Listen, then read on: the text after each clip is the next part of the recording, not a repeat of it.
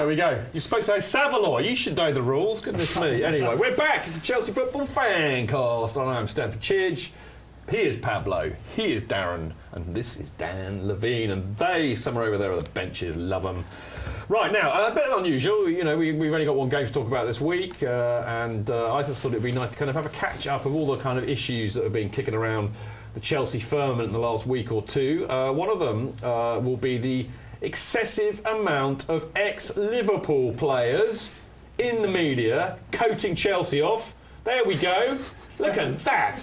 I've got to say, we've got to thank Sidders, or at Sid Celery on Twitter, who's been doggedly compiling this list. There are 35 ex-Liverpool players. There are probably more that we haven't thought of yet. But how outrageous is that? You wonder why. You wonder why the media is so biased against us. Can we really give them David Speedy and Nigel Spackman? Because they both wanted us to lose in the European Cup against Liverpool. Spackman did. Yeah, Spackman did. Speedy coats us off too. I mean, it's a disgrace. Why do we think? I mean, you know, I've been saying it for years. I remember I wrote an article in CFC UK years ago called Red Tinted Media Bias or something like that. So I worked in telly, so I know how many of them are in there. And you know, when I used to make shows, I mean, this is no defence because it's highly hypocritical in view of what we're about to say, but when I made TV programmes involving football, I made damn sure I got as much Chelsea bias in there as I possibly could. In fact, I had presenters refusing to read my scripts out because I used to write things like, instead of reporting on a game and Frank Lampard scored a goal, I would go Super Frankie Lampard scored a 30-yard screamer, and I would really fluff it up. So it's a bit of a hypocritical thing, but Jose mentioned this. He brought this topic up, and he was quite right to, I think. And you were probably there, Dan, weren't you, in that presser? And what was the reaction to it? Well, it was very interesting because this is something that obviously I've talked about a lot as well. Yeah. And I was standing there with a big grin on my face, nodding at the back of the room, while you could see people in front sort of taking in gasps of air. No way. But can they? I mean, it's like that is a classic example of brainwashing. Well, we know that is brainwashing. They believe that's true. We know they are the club you're not allowed to criticise. Why are they the club you're not allowed to criticise? I don't know, because they burn your shares. Because they're religious. They're a religious cult. They're like the Moonies. Horrible lot. It's not really just the ex-players, though, is it? I mean, the Times is locked down by Tony Barrett and Tony Evans, who are both big Liverpool fans. Yeah, Evans you're right. in particular, Well, this is the thing. Sidders has done we've kept this just to the. Can we have another look at the list, people? We've just kept this really to ex-players. But actually, Pablo's right. There are innumerable journalists who are Liverpool supporters. The commentator on our game yesterday on the BBC, he's a Liverpool fan. Alan Green's a Liverpool fan. Colin Murray on Talk Sport's a Liverpool. I mean, it is like insidious. There's a word for this. I wish I could remember what it was, but it's like the growth of cults and religious fervour where they basically embed themselves anywhere, and there is something quite sinister about it. Can I be devil's advocate just for a second? Yeah. That is that an awful lot of the people you just mentioned were growing up at the time when Liverpool were the most successful team in the country, and obviously an awful lot of people... They're not that old, Dan. An awful lot of people glory hunted Liverpool. Yeah. As we know, their history is merely a lust for trophies. And so, it's as a percentage of that generation of people, there are a lot of Liverpool fans. Here's another question for you, Dan. As you know, you sit and work amongst a lot of the journalists, certainly. Do you think it makes? Do you think Jose's right? Do you think it makes a difference? Consciously or subconsciously, I'm sure. Well, you look down that list of that list of former pros, and you see the way that some of them handle games, and it's quite obvious, that there is something there. Phil Thompson. Oh, don't get me started on big nose. Is Phil Thompson the most biased pundit in the media ever, without a doubt? Darren? Yeah, and that was brilliant when Reece's own goal and Phil Thompson's face when he's commentating on Soccer Saturday. That was one of the best videos I think of a pundit. But there was a brilliant article written, actually Gaffer on the benches. He reminded me of this, but it's on the Chelsea Supporters Group website, and it's brilliantly written, and it basically exposes the underlying feelings that I have on why you get so much Liverpool bias. But they did actually compare Liverpool supporters to belonging to a religious cult, and they do exhibit all the signs of it. It's like they are all brainwashed. Funny enough, I was looking at Liverpool website today, and I do feel very dirty, I have to say. I did have a shower afterwards. It was researched. Honest, that's what Pete Townsend said, wasn't it? Don't go there. I'm not going there. That's allegedly. But anyway, I like Pete. He's a nice bloke. Anyway, I've completely thrown my train of thought. But they have something on their website called the Liverpool Way, and I mean it's full of that kind of nonsense. I do feel that if you've played for Liverpool. Or associated with that club in any way, you become brainwashed, and it's like they all say the same thing. They all speak in the same way. Even Brendan Rodgers is now doing it as a manager. It's like you can play bingo with it. If you ever get an ex-Liverpool player interviewed or their current manager, play bingo with them because they'll mention history.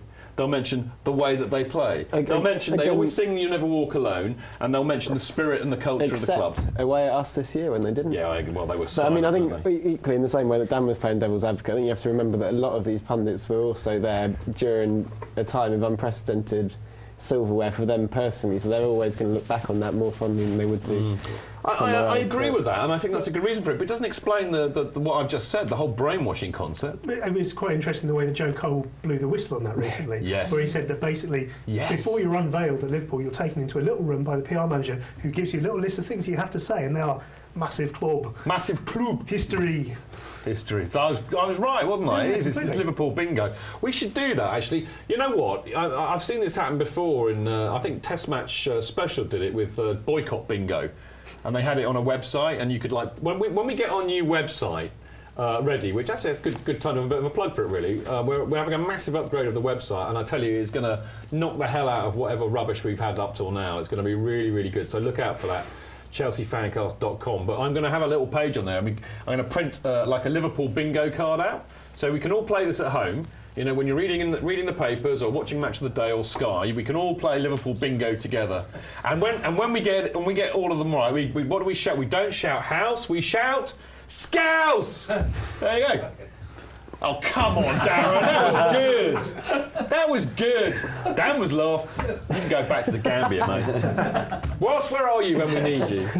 But no, I think we should do that. We'll have Liverpool bingo on the website. That'd be great, wouldn't it? I'll get a few more death threats. That'd be good, wouldn't it? Anyway, make sure they have it was Chelsea fans what done it. It was Chelsea fans what done it. Well, I mean, we used to have actually the best thing about the website, the old website that we had a chat room, and I think I had on there.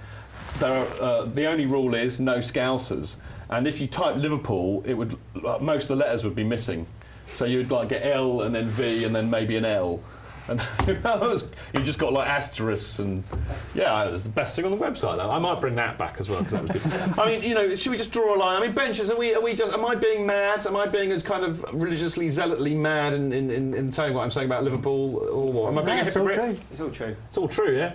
Yeah. I've got to say, Harry, why are you wearing a red top? You know they're banned on this show. It's banned, Harry. You know. It's red. Yeah, take it off. Yeah, come on. What have you got something even more embarrassing on underneath? Have you got a One Direction T-shirt on or something? No, I'll leave you alone because I do love you, Harry. Right, OK, I've had my say on Liverpool, and I probably made sure I get at least 4 death threats by next week. So now it's time to move on to something that makes me want to die of boredom. In fact, I'm finding it very hard to even say. The transfer window. You see, look, people tweet me and they say, why don't you talk about football? Or why don't you talk about this? Or why are you not interested in this? So, and I'm not, actually. I find it immensely dull and tedious to talk about things like the transfer window, but I believe in giving the people what they want. So we are now going to spend about 5 or 6 minutes talking about the transfer window just to appease all of these listeners from foreign climes who love all this kind of thing. Largely because we've got somebody who can talk about it with authority, really, and that would be Dan. But we signed Matic. Hang on a minute, you've just accused a journalist of speaking about authority about transfers. You tend to know more about it. You do know more about it because you kind of have to. It's part of your job. Transfer bingo time. Well, yeah, but you know what I mean. You have to because you're in. You do. I had a hilarious argument with Jason Burt. Is it Jason Burt? Yep. Who's a lovely bloke actually, and he was going on about this was the summer transfer window, and he was saying about how serious it was and how. And I said, it's really not interesting, Jason. I said I don't care about any of the rumour and conjecture. I said the only thing I care about is when I see the player walk on the pitch. I said until then I just don't care. And because I did it in a non-aggressive way, he said, actually, I don't believe you. He said, you're a big Chelsea supporter. He said, I really don't. And I then had this, 30-odd tweet conversation with him about really why it's not important and why I don't care. And I mean, you could see, failure to compute in every one of his tweets, which just tells me how seriously the journalists take it. I think a lot of journalists do get quite moist about transfer windows. Yeah. It gives people something to do. You've got lots of stories to write about. It sells papers. Now, it's interesting. You say you're not interested. And I think an awful lot of match-going fans maybe think that way. But on Twitter, I get asked more about transfers than anything else, and a lot of it is from people who are in different countries and feel slightly disconnected from the club and want to know what's going on. They're the same kind of people that like stats. Do you know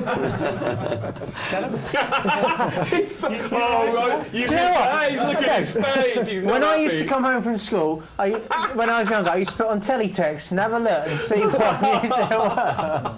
Because that interests me. We should say it has been the most palatable transfer window we've had in a long time actually, so far, because nothing's really happened. It's just perfect for me. Yeah, it's been quiet and bearable. It's not entirely true, though, is it? Because, I mean, one of the things that really made me laugh last week was the absolute meltdown. And there's yet another Arsenal meltdown. There is nothing like an Arsenal meltdown spitting their lattes out because we have, and also something very rude, wasted nigh on 25 million on rebuying a player we sold only 3 years ago. They went into their spreadsheets were getting thrown out of the window. They couldn't handle it at all, Dan, could they? Didn't one of them say that he felt physically sick? Yeah. He felt physically sick. That's right. I don't know about you, but I often think when Arsenal sign a player, I think, I must go and chunder. Yeah. I mean, it's just mental, isn't it? I laugh. But anyway, we have signed Matic. I think actually, look, he was rubbish when we sold him. He's great now. When we need him, great. It's not my money. I don't care. It's a good signing. Why not? He looks like he's been in a grow bag for the last 2 years, doesn't he? He's a big lad now. Big lad, isn't he? Yeah. I think he's exactly the sort of player we need. Yeah, I mean, there's nothing wrong with that. Sign him up. What do you reckon, Darren? I just don't see why we'd have given him as part of a deal. We should have surely just given them a few more million for Luiz instead of Matic, who wasn't really anything back then. And again, we don't develop these players. What's the point of trying to develop someone we're never going to do it? Just ruin people's careers. Thing, right? Here's the thing. It's very easy to make mistakes, because I remember I saw this young lad who used to sit on the benches while I was doing the Chelsea FanCast. And I thought, I can see potential in this lad. So I'll get him onto the show, and I've been regretting it ever since. You can make wrong decisions, mate. It does happen. Chich, there's a special thing in the IBA code about grooming. Yeah, but only Arsene Wenger takes any notice of that, allegedly. Anyway. But it happens too often. It does happen too often. And we just waste money. Grooming or but people like Diarra as well. Why didn't we work on sorting out Diarra's attitude instead of giving away supporters, but then goes to Arsenal, then Real Madrid? That's a fair point. Listen, we're rabbiting on. We have a lot to get through. All right. Now, Matic, thumbs up. We know that. Apparently, I read in your kind of newspapers that. We've sold Kevin De Bruyne, right? We've sold Kevin De Bruyne to Wolfgang Amadeus Mozart. Volkswagen, Volkswagen, there you go. We sold him for a Volkswagen, which I think is a great deal. I mean, Volkswagens are worth far more than De Bruyne, aren't they? Anyway, we liked him. Allegedly. How many times am I going to say allegedly on the show? Anyway, so we sold De Bruyne to Wolfsburg for 17 million. This has created meltdown for all the De Bruyne fanboys. Get a grip! Or just leave Chelsea and go and watch One Direction. You're not welcome here. Or Wolfsburg. Yeah. You can buy tickets there. You can. As I said earlier in the week. I've got breaking news, okay, because I can be a journo like you occasionally. I've got breaking news. This is a Chidge fact. I can reveal exclusively on this show tonight that Kevin De Bruyne has not, in fact, been sold from Chelsea. I have got pictorial evidence in this. That's the clue to the gallery. I know it's a bit shaky, but I had a few to drink yesterday. But you see that bloke leaning up against the bottom of the stand, the ginger bloke.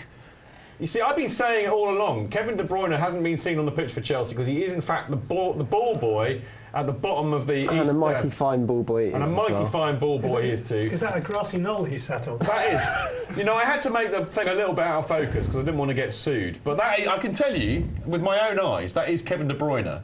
That is the ginger Kevin De Bruyne. There's a pruder footage of Kevin De Bruyne.